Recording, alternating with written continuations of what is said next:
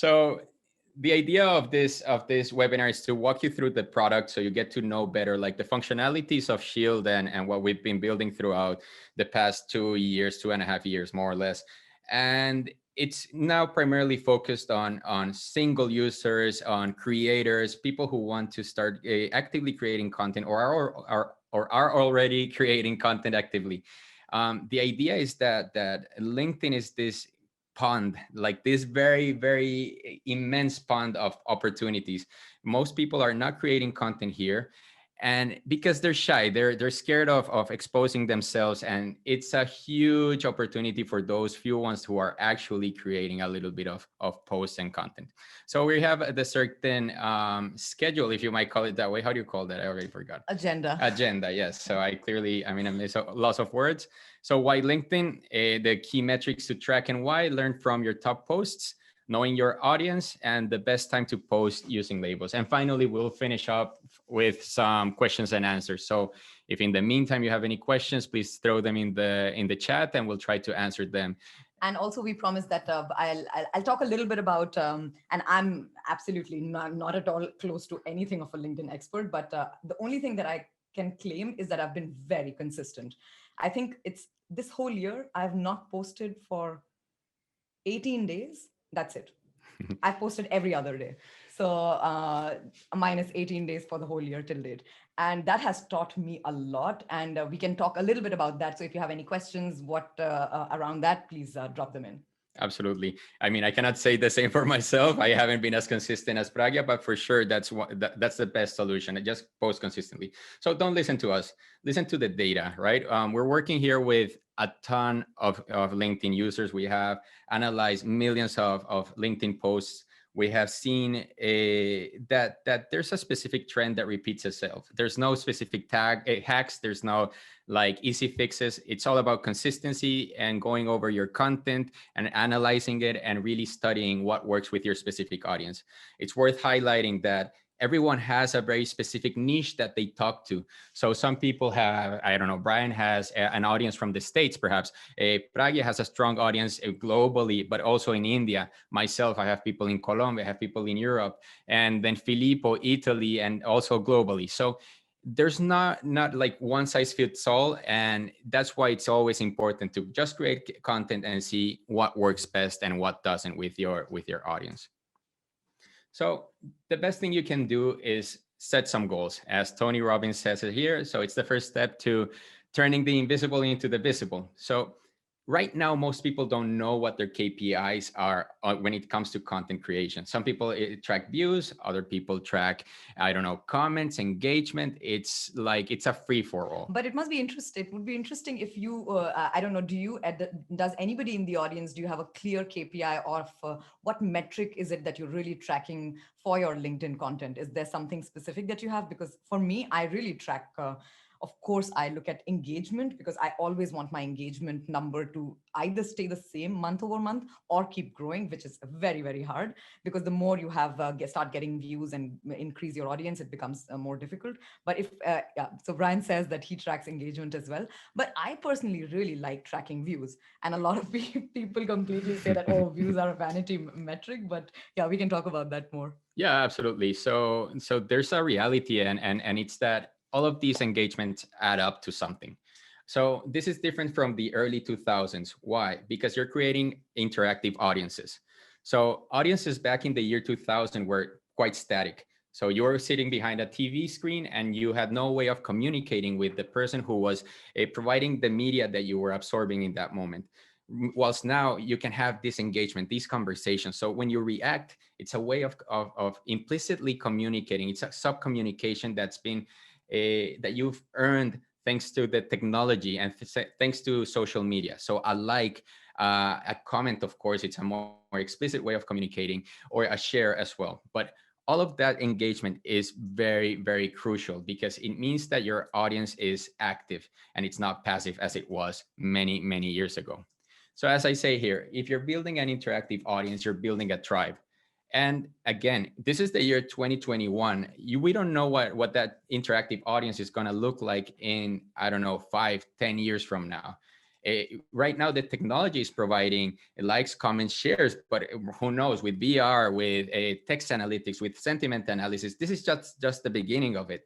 And Shield right now, what you see is a tool for creators in the year 2021, but the idea is that Shield is going to be a tool for creators in the year 2050, right? And when the technology has become even bulkier, and then the way you interact with your audience is going to become way more complex and way more varied.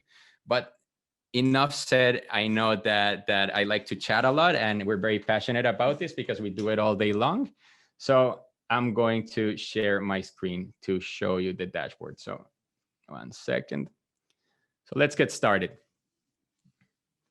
What we're seeing here is the content report section. This is the first part of the Shield platform. It's structured with the general statistics of views, likes, comments, and shares. What we're seeing here is currently Pragya's stats, no one else from the team. So as you can see we're analyzing this time frame, the year to date. So from the 1st of January up until today, Pragya has generated 889,000 views. But tell us about it, Pragya. I mean, this is your craft. This is your magic. I mean, seriously, I don't have numbers like these to boast. Yeah, but it's crazy because it's not that, and I've kind of scrolled a little bit down on the same dashboard just to kind of give you an idea that if you look at my top 5 posts of this year, the highest was obviously almost like 90,000. Then I had one which is 73, then 60, 33, and 25. Other than this, my average year-to-date average, and we can obviously go back and see where you can see that, which is right here when you click on that little show average button on the right. It's 7,800 views. So that's every single post on average gets almost 8,000 views.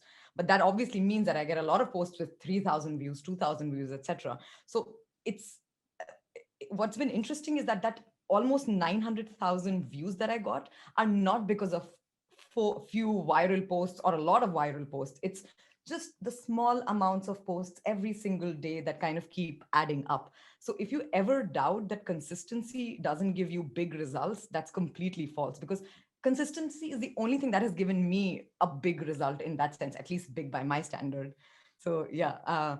And what is also interesting is that you see that on the engagement rate, it's 1.8. And when I started out the year, I think I was much lower. And I was kind of seeing that from January to February, my engagement rate was dropping because I kept getting these big viral posts where the engagement went really bad. So I said, okay, I don't care about the virality. I need to focus on getting people to talk to me and getting people to comment, replying, etc. So yeah, that's been my focus, on getting more people to see my content and getting conversations going by talking, by commenting, replying, connecting with other people, commenting on other people's posts, etc. So it's worth highlighting as well that the average view per post is larger than your follower count. Yeah. So it means that you're exceeding your current network. It means that people outside your network are finding value in the posting or the post that you're creating. Yeah, actually, I never thought about it that way. An interesting part of this is how do the different variables behave, right? So if I remove views, I will see here the post with the most likes, or if I remove the likes, I can see the comments. So you can see that likes here have way more of an impact in views than otherwise or in other posts. So let's see, then compared to comments, sorry, this is what I meant. So it's not a huge difference. This specific post got 84 comments versus the one with the largest amount of comments, 122, but the views are way larger in this one. So this specific post got 88,000 views, whilst the other one, I think it's this one, yes, 33,000 views. So sometimes we think, no, if I get 20 likes and 20 comments, I should get this. The algorithm is tricky and you don't know who's viewing your content, right? Or sometimes it's someone with a huge network that might give you this type of visibility, but it's good to know as well, okay, what specific piece of content did I create on this date that generated that level of engagement or that level of comments and likes and shares? So to move on to the next section, we can go here, right? This is the content overview section. I'm going to expand it to year to date once again. So as you can see here, it's an aggregation of all of the posts in descending order. So it's starting by the date of being posted. So Pragya made this post today promoting the webinar. Of course, it was later today, so it didn't get as many views as she generally does. But I actually see that this week my Mhm. views have been way kind of lesser than my normal this thing. So I don't know if creator mode is affecting me badly. I'm going to blame it on creator Yeah, mode. go ahead, go ahead. I mean, you need to place the blame on someone, Yeah, but absolutely. but that's fair. Okay, so Pragya, do you want to tell us a little bit about your strategy behind these last posts? I see that you also added some labels Yeah, so and what I do is when I look at my posts, I always try to obviously it's super interesting to just when you're on the content table, you can look at your top posts not just by views or likes or comments or shares, but very recently, I don't know if anybody already noticed, we didn't talk about this, but you can also sort it by engagement. So you just have to kind of double click here, and then you'll the posts will arrange arrange themselves. themselves by the number of views, and you could do the same for everything else. And what's interesting is sometimes the posts that get the most amount of comments are obviously not the posts that get the most amount of views. And it's always interesting for me to look at the posts that got the most amount of comments, for instance, because there was something I said in the way I wrote that post, in the way I left the last line, whether it's the call to action, the question that I asked in the end or in the beginning, that made people want to engage. So it gives me kind of like the idea and this sensibility of what is the kind of content that's resonating with the audience who's looking at my content. And that is what I use then to inform myself to create more content like that, to better my existing content, etc.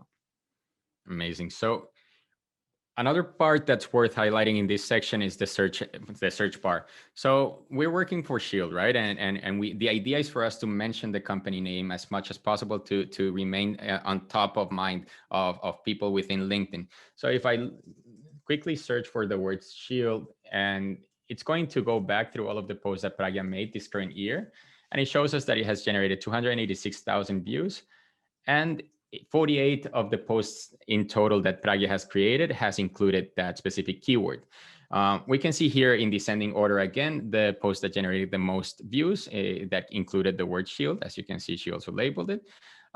But this is just a very practical way to measure marketing campaigns, specific hashtags, or specific topics, because right now it's difficult to know what things you're talking about, but you can search for keywords and then perhaps label them afterwards.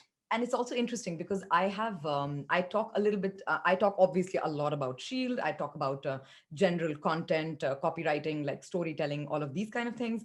And I also talk about India. So I label my content specifically when I talk about India. And it's interesting for me to see that, okay, those particular posts usually get like more than average views, reactions, comments, etc. Because and that kind of tells me that there is a lot of my audience who wants to know more about probably my culture that I come from, because I don't live in India right now, or there's a big audience who's in India and sees me not living in India and then connects. So it's very interesting to use labels, not just to find what's the best time to post, which of course you can do that as well. I do that too.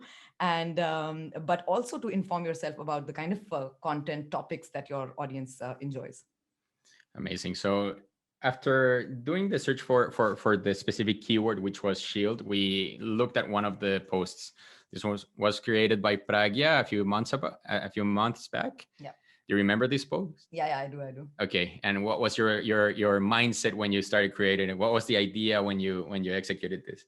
Because I mean, I think this was when a month and a half back, right? I think so. Yes. Yeah, because Andreas, who is our CEO of Shield, he has a big following. And what's also interesting is that not just that he has a big, and it's not even big by LinkedIn standards, right? He has like, I don't know, 20,000, 22,000. 22,000 followers or something. But his posts get so much engagement that he gets hundreds, 400, 500 comments on some of his posts, etc. And I walked into office one day super late, and I saw him sitting for like 2 hours and just replying to comments on his post. And it's so interesting that I felt that, okay, it's something that people should know, that he takes so much time to do this, and what it does for us as a team is that it really drives makes our jobs easier. People know Shield because he makes connections, he builds relationships with people, and that helps the company, the brand, and the people that work at Shield. So that was the kind of mindset. No, and I mean, Andreas is the perfect example of content creation translating to business. I mean, Shield has all been created thanks to his reputation, his online reputation, and by him posting consistently. I will show you in a few minutes his profile and his posting frequency, and you will see that Shield, as a team, we have generated more than 4 million views this year so far. If we had paid for sponsored ads on LinkedIn, it would be about $60,000, $70,000 of ad spend that we saved as a small startup in Copenhagen, right?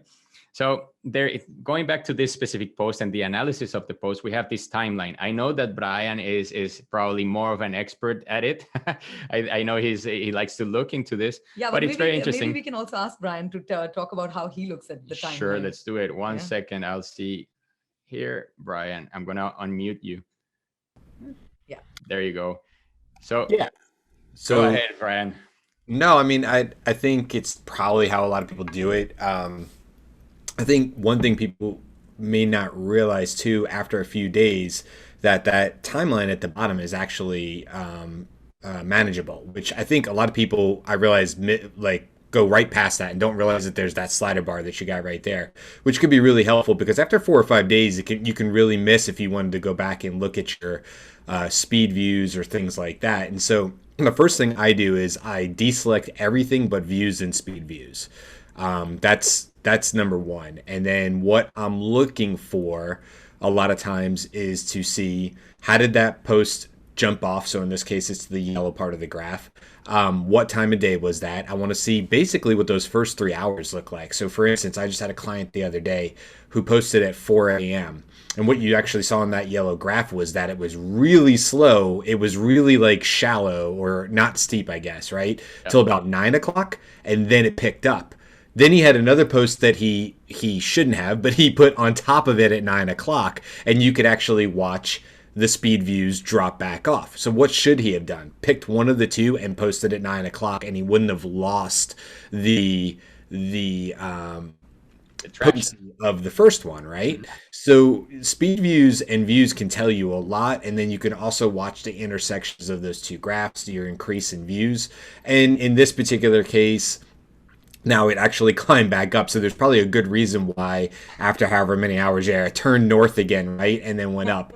But somewhere around, if I can see it on there, let's see, midnight, 1:26, again, midnight. So somewhere in there, depending on this particular post, because it really didn't die off as much. But a lot of times I'll watch that graph to figure out, like, by there for sure, right? But that's several days later.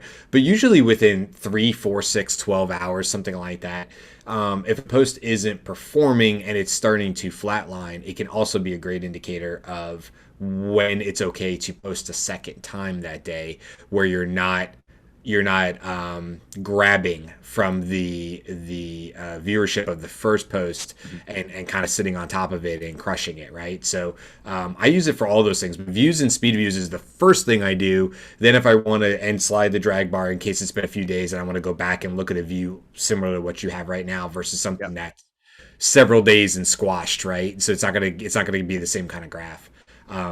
So yeah, that's how I do it. But yeah, this is by far my favorite place to be on any one given post, because I think you can learn so much about what is and what isn't working, and you can actually see when things are going wrong and when things are going right. And that's, the failures are just as great as the successes. So absolutely. And what you're saying is very correct. I mean, I've seen so many users that spam their feed so much. So and they don't take into consideration the fact that they're competing with themselves rather than waiting for the post to mature. Like this one, in this case, I mean, this green line starts to flatten after, I don't know, a couple of hours or days, perhaps. I've seen users that post more than 50 times per day, which is insane. They I don't imagine being connected with someone who posts 50 times per day. and it's just an overkill. So what you're saying, and that strategy that you propose, and the in-depth analysis of the timeline is crucial. and it shows and it teaches the users, if they really dig deep into it, to have moderation when it comes to content creation as well, which is necessary to have. And maybe Charlene also put a question up saying that how did we get into this view? So you can maybe answer that. Absolutely. I'm going to go back. Sorry for that. I was very, very discreet while showing it, but here we go. Okay, so we're in the content overview section, which is this second little option on the left. And then when you scroll down, we have a magnifying glass. So you have this analysis on a per post basis. You have the timeline and both the demographics. So when you click here, it takes us to this section again. It's the same post as we were discussing. And then when you just scroll down a little bit, and then this little blue tab that Brian was talking about, you can expand this or whatever that you want to do with it, and then collapse it to see the details of when, okay, my hands are not moving, but Juan, maybe you can do it. It's not, yeah, just as I showed before, I could toggle between a past and future of the post and see how it's behaving. The more behaving. you drag it in, the more you go to the beginning of the time when that post was made. Exactly. So yeah, that's how you get here. I hope that answered your question, Charlene. Okay, so if you say that your posts don't have a magnifying glass, that means, and maybe we should talk about that, that means that you're on the solo plan, and the solo plan does not have the insights that you get on the plus plan. So this is something you will have access to only if you're on the plus plan. In case you're on trial and you started a trial on the solo plan, you can just drop a message to the support team and they can quickly upgrade you so that before your trial period runs out, you can at least get a taste of the plus plan. You can message us via this little chat box here. Yeah. It's either myself, Petra, Livia, or Nicholas responding. So if you want to try it out for a couple of days and see if it's a proper fit, please go ahead and message us and we will immediately, or as soon as we're behind the keyboard, we'll try to get you upgraded so you can try these features. So now you're seeing these pie charts and you're probably wondering what these colorful things represent. And as you know, when you create content on LinkedIn, already in its backend, it provides a demographics analysis, but it's presented in a table format. What we're doing is exactly the same. So we're just simply visualizing what LinkedIn already provides in its backend in a more pleasant way, or in an easier way to comprehend for users. So this specific post by Pragya, it reached people from these top 9 companies, which are Ernst & Young, Oracle, Amazon, etc., followed by the occupations of the people. Somehow, if you're from India, you're always it's always the big tech companies who are looking at your posts. Exactly. So again, for example, for us, it's good to target even software developers. It's good because when you're creating content and you're very efficient at it, you're doing 3 things at the same time. You're selling, you're recruiting, and you're branding, right? So in the event of us wanting to recruit software developers, it's good to know that Pragya has a solid roster of software developers viewing her content. So if we want to post an opening, that's a good strategy to pursue. In terms of sales, I mean, a marketing specialist using Shield or a founder can benefit a lot from the product. Lastly, the region. So the specific case, Shield, right? It's not very convenient when we have a humongous chunk of Copenhagen just eating away the pie chart. Where Copenhagen is a wonderful city, it's beautiful, whatnot, but it's a small market. And we're a software company. So the more global we can go, the better. So the more corners across the globe that we reach with these messages, the better. I'm going to jump back to this section. Okay, Pragya, is there anything else you want to discuss from your content creation strategy, or should we show Andreas's? Yeah, you can move to Andreas. But if anybody has any questions, please drop them in. It could be about content strategy. At least I can tell you about what I have learned. And if you have any question that we think, because we're lucky to have Brian, and we can pass it to him. Otherwise, I'll move on to Andreas. I'll answer the questions in the chat. Perfect. So this, I had preloaded Andreas' stats. Andreas this year has created 1.5 million views. And as you can see, he's also very actively posting content. We have the same for him. We can analyze each one of the bits. It's mostly text posts. But what I really want to look into is his profile or his network growth. So here we go to the profile section. So it's a complement. Shield is it's divided into 2 sections, the content analytics and then the profile analytics. And in the profile analytics, we can see it's starting with 3 very crucial parameters. These are representative of how warm your profile currently is. So the example or the analogy I always use is like, if I'm looking for a job and I want to get hired and I'm not creating content, I'm not building my personal brand, it's just going to be a static CV. And you're going to waste all of that network that you have built. You're going to waste all of those eyeballs that are on LinkedIn to get your message out, to become visible, to become attractive, right? How are you going to stand out? So the modern way to stand out is with content, according to what we're seeing in Shield. And Andreas is an example of that. The past 90 days, his profile has been viewed 10,300 times. And these are the stats the past week, including the search appearances. As you can see, here are his stats.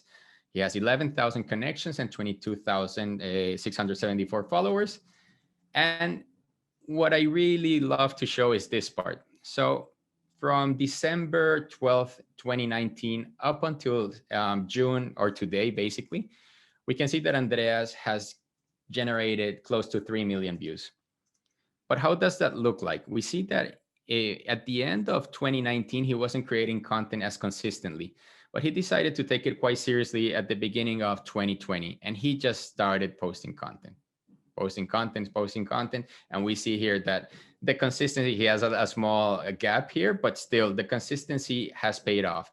And organically, his network has grown from back in December 2019, having 2,700 followers and 2,092 connections, to this number,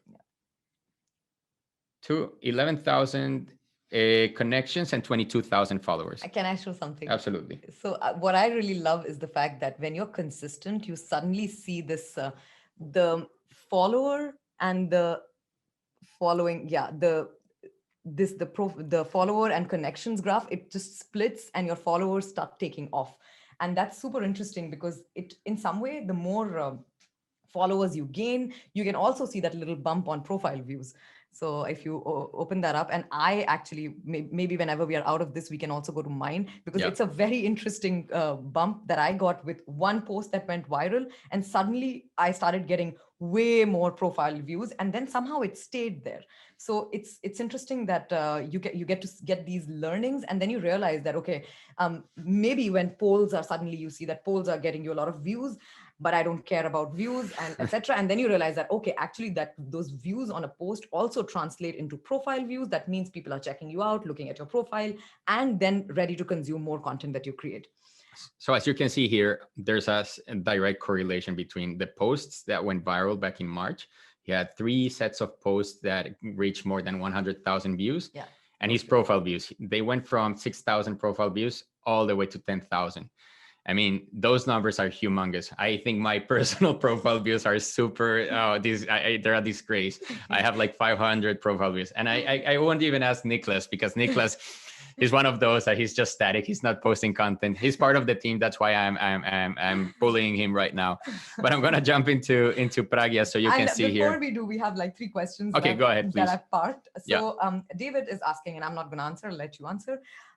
He wants to sign up today, and if will I be able to review my YTD numbers? Lots of question marks, or only my preview content going forward? So it does fetch content retrospectively.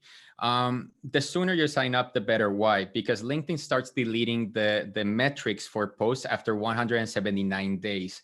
So if you've been creating content consistently, Shield will try its best to retrieve data retrospectively. I would say that's the past 60 days. It's the most reliable part. Sometimes you're fortunate enough and it goes all the way to the past 6 months or even years. But to stay safe, I'd say, it will retrieve at least the prior 2 months if you've been creating content.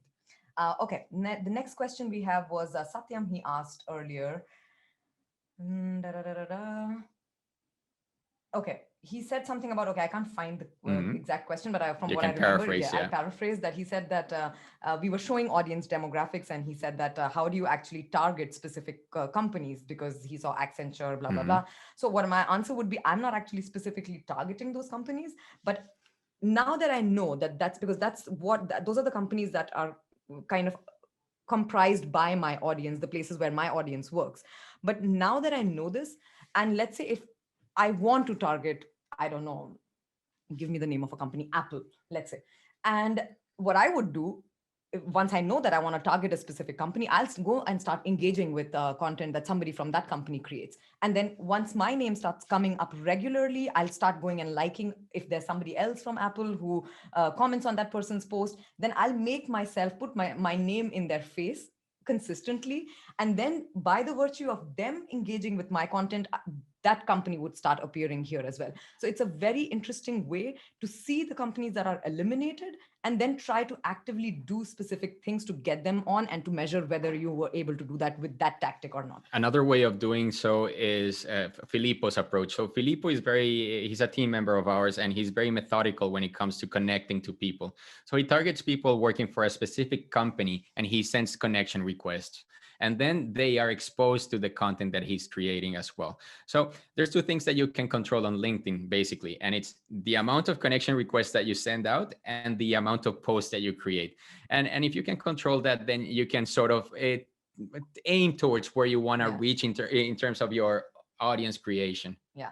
And just a small kind of like a disclaimer that we've already crossed 2 minutes more than the promised 30 minutes. We have time. We assume not everybody has time. But what we're going to do is we're going to stay here and answer all the questions till anybody has questions, whether it's 30 more minutes, 20 more minutes, 1 more hour, we don't care.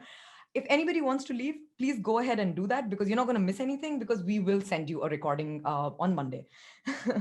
Okay, I come back to Camilla's question. She's saying that does this also work for company profiles or just for individuals? It does work for company profiles, but it's more of an addition to the personal profile. So if you were to ask me, should I purchase Shield for company page analytics? I would say no. The reason being that it's just too generic and there's not in-depth analysis in what we provide. So for now, I take my answer as saying no, there's no company page analytics, even though there's an add-on, primarily because you will not get this what we're showing you right now. Like you will not have that level of depth. And I was coming. Thank you, David, for answering the question on my behalf. But we don't recommend any scheduler, because none of us use schedulers, and but we understand that some people might want to. So there is we would not be able to recommend a scheduler because we don't use schedulers. Exactly. Okay, perfect. So should we open the floor up for any questions that people might have? I have been trying to answer questions, but yes, if you have specific questions that you think that you have seen something on the platform that we have not addressed, or anything else about managing, how do you get ideas? How do you make sure you keep your content flowing for 140 days out of 160 days in the year? Any of these kind of questions, we would love to try to give you answers that we have to the best of our ability. Okay, so I see a couple of questions from Rahul. Can I check which people engage, like, or comment? And more when my client posts on other posts.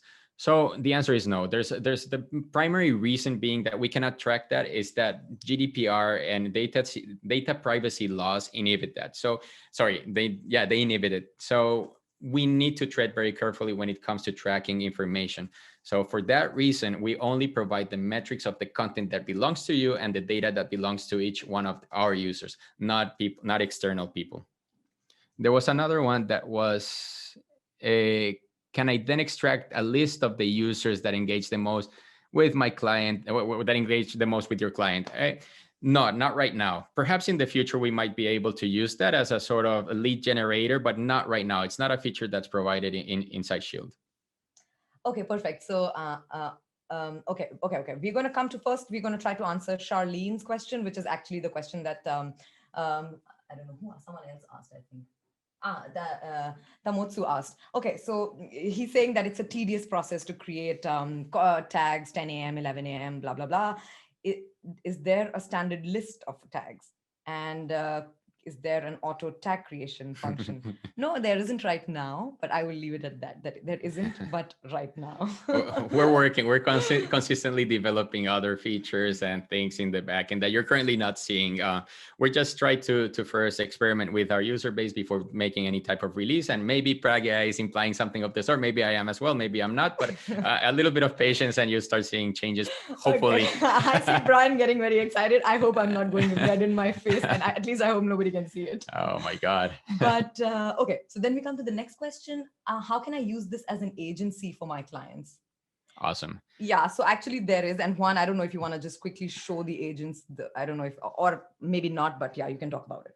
So the thing with agency setups or multiple account setups is that you can see multiple profiles inside the same workspace.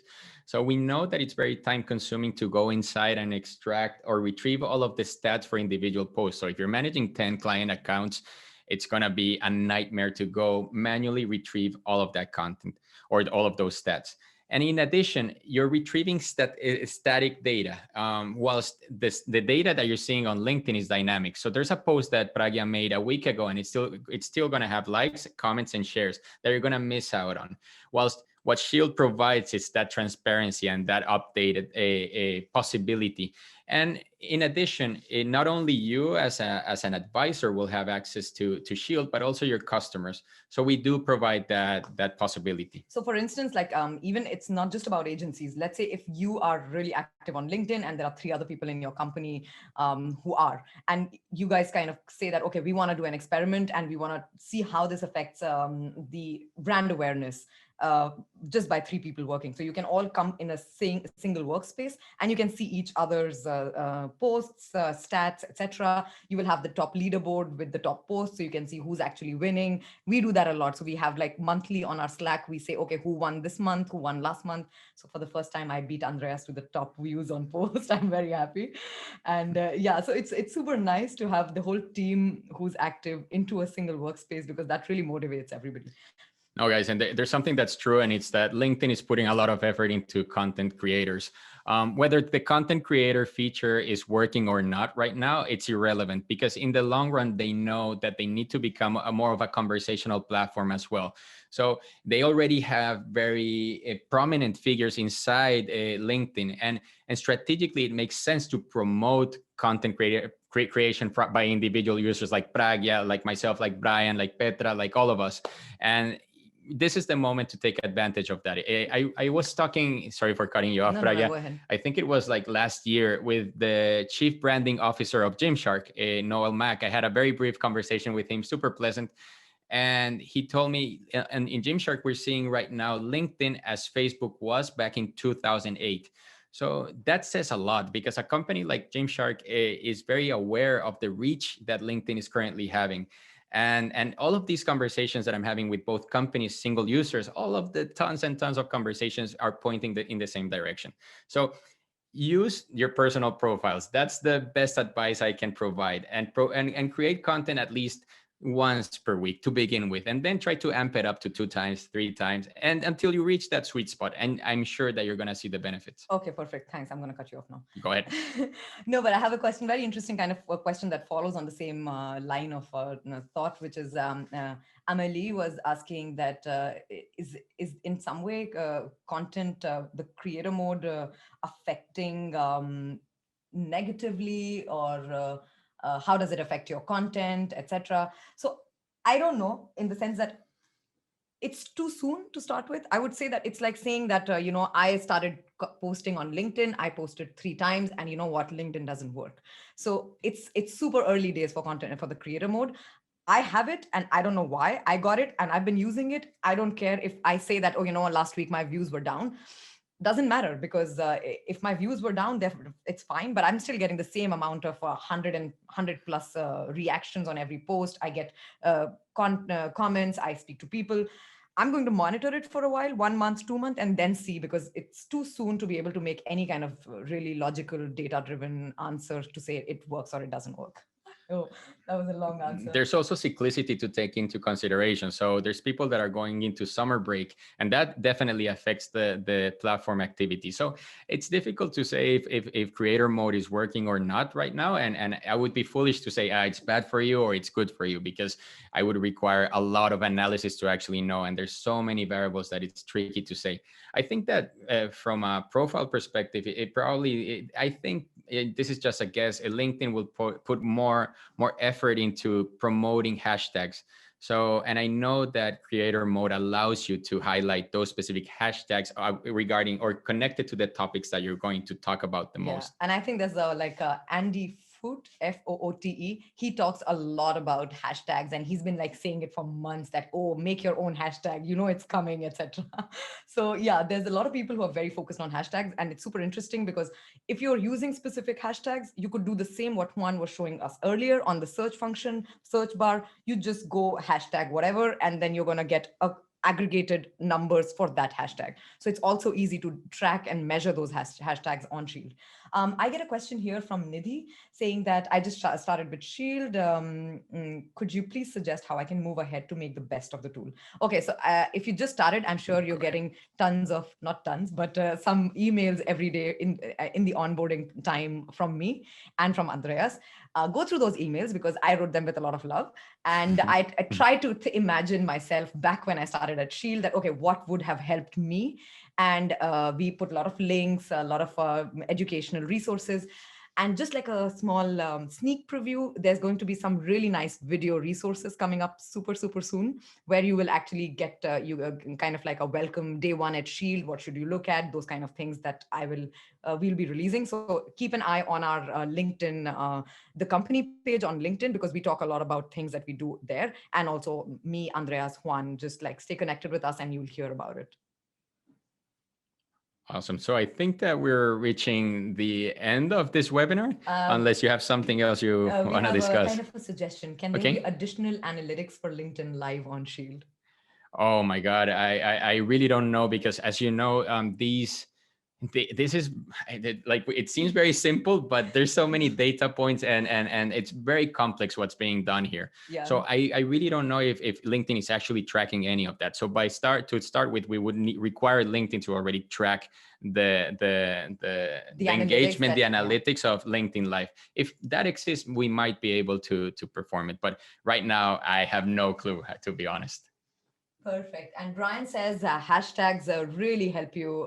So it's a pro tip. Please use hashtags. It's good for LinkedIn health. Yeah, Filippo also used hashtags to follow people or target leads. So if he knows that there's a specific hashtag that a company is using, he follows that hashtag and he tries to hunt them down, like to see what hours of the day they're creating posts. And he tries to be the first one to respond in the comment section of that, of someone who created or a lead that he wants to track. So that's also an interesting approach. And hashtags are very interesting in that way. And I don't know, do you want to show, okay, let's see, there's one more question. Okay, thank you so much, Charlene. She says that it was informative. I hope it was. We hope it was. And we talked about best time to post. And I did a little experiment that I've been like thinking about writing on LinkedIn, but I always keep writing something else.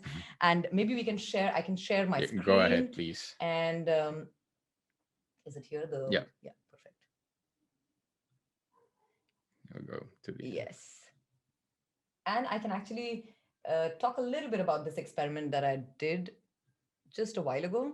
So this is, okay, just ignore that till date because it's not updated. I think it's still last week. And what I did is that I took a total of 32 posts, and this is for, and I tagged all my posts. I label all my posts very religiously. Every week, if I don't do it every few days, I go back every end of every week and I label it for time. And I do it like AM posts till 12.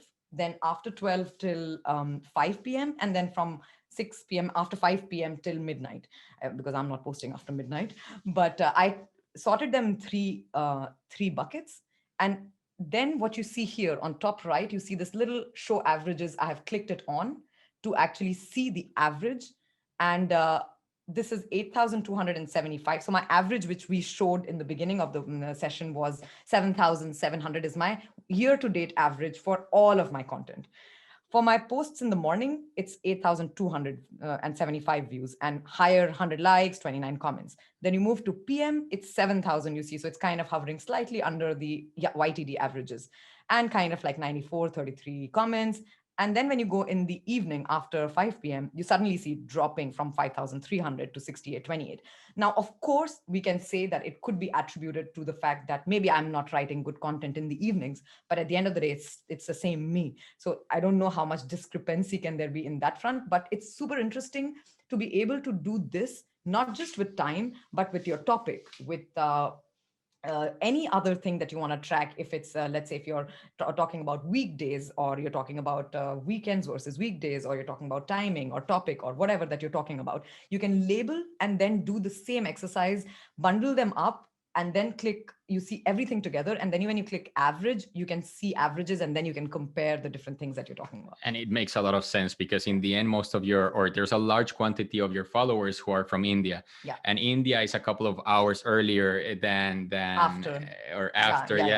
than Europe and the States. Yeah. So it does make a ton of sense. Yeah, absolutely. So just wanted to talk about, sorry. Are you presenting? No, I'm just taking it out. Okay, so we can stop sharing the screen and go back to the questions. I see that there is. Okay, perfect. That's it. Thank you so much, everybody. And thank you, Brian, as well, for speaking in front of everyone. Very impromptu. So yeah, it's been fun. I learned some stuff. Appreciate it, especially on the really? profile view. I didn't think there was anything more for you to learn. No, I'm posting about it right now. You know why? Because I can tell from my speed views that my post earlier flatlined, and there's no reason to wait any longer. And so I'm going to post about this right now. So That's yeah, amazing. That's amazing. But yes, I'll load so it if out. you have any more questions, if not, then we are going to probably wrap it up and send everybody a recording. I'm going to take it a little easy and send it on Monday, not right away. And okay, Dinesh is asking, can you share your LinkedIn profile again, Brian, please? So Brian, if you can drop it to all panelists and attendees. Look at you, Brian, growing that network. Fantastic. Let's do it. We should do this more often to grow our networks, I guess. Yes, absolutely. And I would love to have Brian every single webinar. It's such a nice help. And yeah, so I'm going to, Brian, I'm just waiting before I shut down the thing. If you could drop your profile URL again. In the chat. In the chat, yes. There you go. There's David Alto. There's Brian Mauchere. Yes. Oh, you shared it to only panelists, Brian. But I will reshare it. Yeah, I can do it. There you go. So that's yeah, that's Brian's profile. Please connect with each other, and of course, connect with us if you have any questions. I'm always on LinkedIn 24/7. So I'll probably, when I'm sleeping with my one eye open, I'll still try to answer to the best of my ability. And yes, that's it. Thank you, everyone. Have an amazing afternoon, day, morning, whatever it is, and great weekend as well. Bye-bye. See you next week. Bye-bye.